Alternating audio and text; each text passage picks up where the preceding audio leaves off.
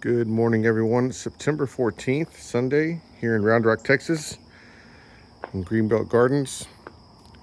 We haven't been able to do a video in a while, mostly because we've just been busy at home doing other things. For the most part, the garden is pretty much on autopilot, just doing its thing. Things slowly growing. We did have a big harvest of all of our orange suns recently. I would probably say upwards of maybe 40 to 50 over a period of time of the week that we were able to harvest. We still got a whole brand new batch that are coming in as well. Looking fairly nice. We also had a really decent, we still got some more that are coming in too. Decent crop of eggplants that came in recently. The eggplants again doing really good. Finally coming into their own. We've been cooler here this past week. Highs were probably mid to low 90s most of the time. There were a couple times that we dipped down into the high 80s. So plants definitely thrive better in that temperature range than they do in the 95 and above range. So got some bell peppers that are over there coming in. Yeah, I don't remember what that one is. Looks like we have some poblanos that are coming in. My wife told me that this is a poblano pepper. Never really realized that. Take this off. Looks like big old concentration of aphids. Yeah. Got to keep an eye on things. Got to keep an eye on things. Toss that over to the green belt. There's another set of orange suns. Oh, look, little ladybug. Good morning, Miss Ladybug. If you want, there's lots of aphids on the pepper plant over there. Go get it. There's another ladybug in here too. There we go. Look at that. On the job. That's good. Oops, spider web. I don't have my stick with me. Need to make sure I'm not running into spider webs. But yeah, for the most part, things are just pretty static. We've had a really good time with our Mexican sunflowers, the Tithonias. With the migration of hummingbirds coming this way, we've seen quite a bit of activity. They do really like these plants. Same thing goes for all of the butterflies. They seem to be a really big hit. We did have a dedicated feeder, but they really don't hit that much. They actually just love spending time on all of these flower buds. So if you're here in Texas, especially Central Texas, I highly recommend the Tithonia, the Mexican sunflower. As you can see, it's a very prolific grower. It bushes out. There's 4 of them here. We did have 5. We had no idea how big they were actually going to get.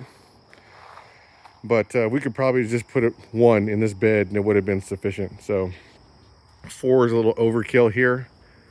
But it also produces a really big amount of blooms. The one thing I have noticed about Tithonia is that we don't have a pest problem with this, at least not directly. Not like I would just pulled off a big old stock full of aphids on that pepper plant. Most of it's just heat tolerance, and which it's very tolerant, but you can see on the inside, we get a lot of decaying leaves over time. And that does cause a problem as far as an airflow problem. So you got to be in there every once in a while to get some of them out, get some of them away. But for the most part, we don't see a whole lot of bug damage on the leaves. I mean, there are a couple of leaves that do take some hits, but not like any of the actual crop plants do. These guys are constantly under attack by somebody. You know, leaf-legged bugs, squash bugs, just take your pick.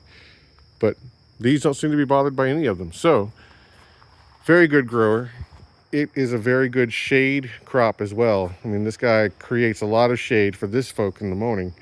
But in the evening, that's why I say, when we planted them, we didn't know how big he was going to get. We should have put them, 1 each or something in the back beds since the sun sets over here. They would have done really good to provide some shade. So they grow quick, they bush out really well, and require very little maintenance other than just watering. Most of our pepper plants are slow going at the moment as well. We got a couple of them that need to be. So this is a yellow Marconi. Come back and grab him.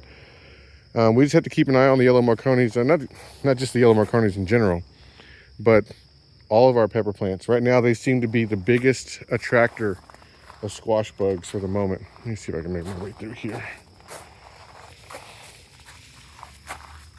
Our propagate has got some peppers for us growing.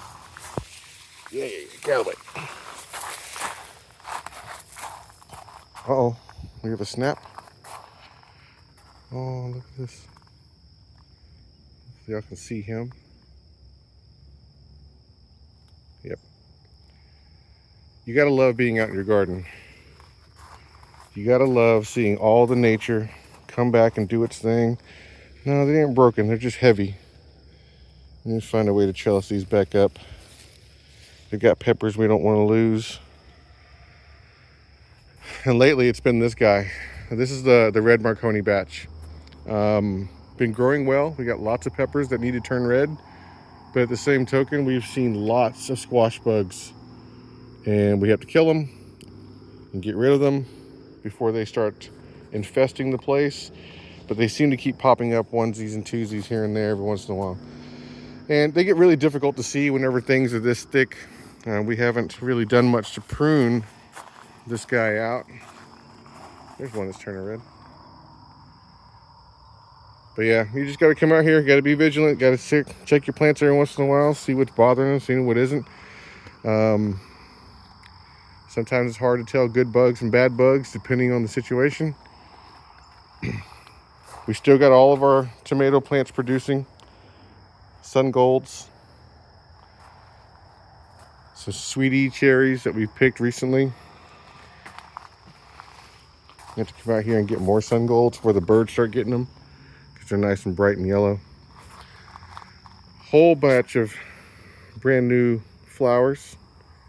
Tap them to see if we can get them to pollinate. Give them a little agitation from time to time. These indeterminates are wild. They've already crisscrossed way too much. We didn't have as good a setup as we could have regarding them. So, lessons learned, of course. I think I've talked about that in previous videos. You're always finding different ways to do different things to your garden the next time around. Hopefully that'll be a successful venture and will better produce for us, because right now everything is it's a mess. We've done our work to come out here and prune these earlier in the week. So if you're looking at it now going, wow, that's a tangled mess, you should have seen it before we pruned. So, but we've got indeterminates crisscrossing over here. You got some that started in this bed that are now ending over in this bed, and vice versa. So it gets a little convoluted to try to figure out which is which. Well, we got some new black-eyed peas coming in soon. These bushes did very well for us in the get-go, and they've dwindled as we get later into the season. We have another, it's not open right now, but this is a black-eyed Susan, but it's the vining type. We planted this a while back, and it took a really long time for it to come up, mostly because what you see here that's kind of dying off in the last flower that's up here, the Grandpa Ott Morning Glory took over its spot and really became prolific in this bed, but it kind of shadowed out the black-eyed Susan that's vining here. So a couple more plants. Looks like we got a batch of potentially green beans coming up here soon. That's good. If I'm not mistaken, my wife told me this is called Elysium. It is self-seeding, and you got to kind of watch it because it can take over. It can grow really quickly. As far as if it goes and falls out the other side of your bed, then you might start having it in your lawn, and so you got to keep an eye on that. But it grows really nice. Pests don't seem to bother it, and to me, it looks like it's just a really good cover crop. If you could kind of grow this and then use it as mulch or organic matter later on for another season, there you go. see what we got going on here. We got, I don't know if that's excrement or if that is eggs. Either way, we'll come out here and we'll take care of that a little later. Some of these tomato plants are doing their last ditch effort to produce something for us, and that's fine. These are Romas and San Marzanos that are in this bed. I think this is a San Marzano that's here. He's got a whole family of little bitty fruits that are starting to populate. So we got to fertilize these beds tomorrow. Here's some new flowers. Let's give them a little shake. We get to fertilize these guys tomorrow with some liquid fertilizer. All of the beds we fertilize. Look at all the banana peppers. Tons of banana peppers. They grow a lot. I think next year we need to cut down how many plants we use for banana peppers, because while we do grow them, they're not as popular for sales. So we end up eating many of them ourselves, or we chop them up and freeze them up for later. So, but I mean, they're not a bad pepper. To me, they're a really nice pepper to have around. They got a great taste. They pretty much can take on the taste of whatever you put them in for the dish.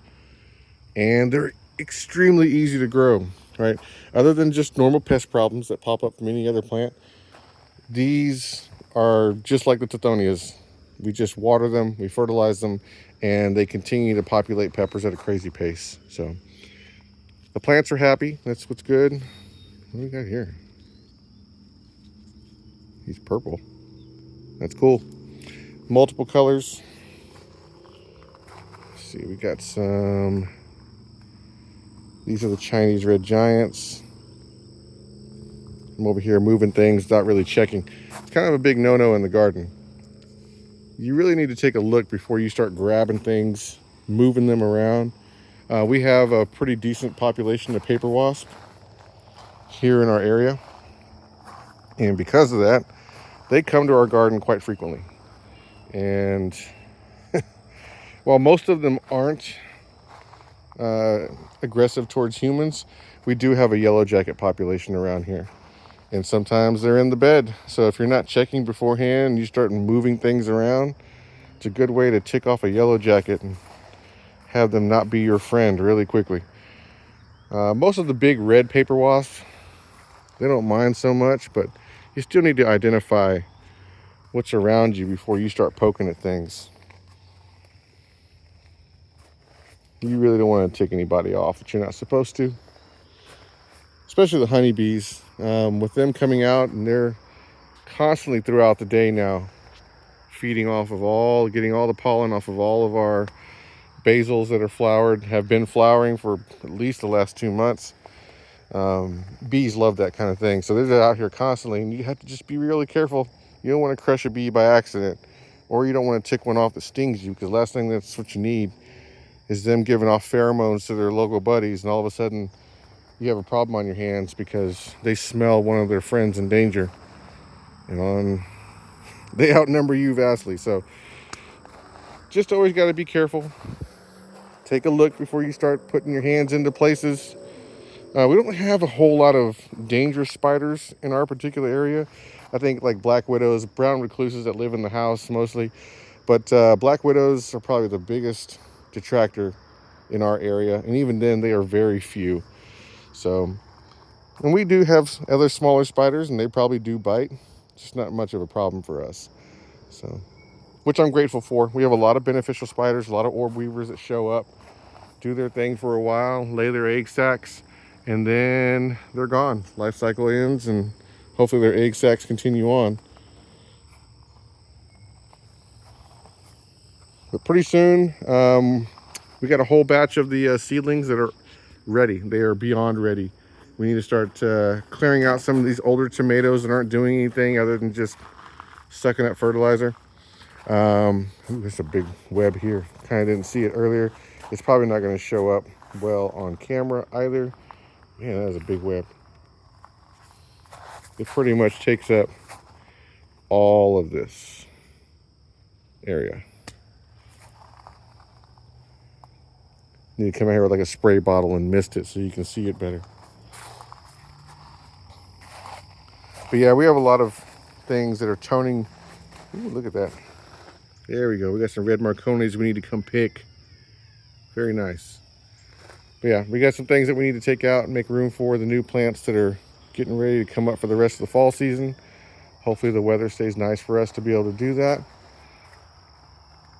But that's about it from the State of the Garden for today. Wishing everybody a happy brand new week coming up, and we'll see y'all soon. Bye.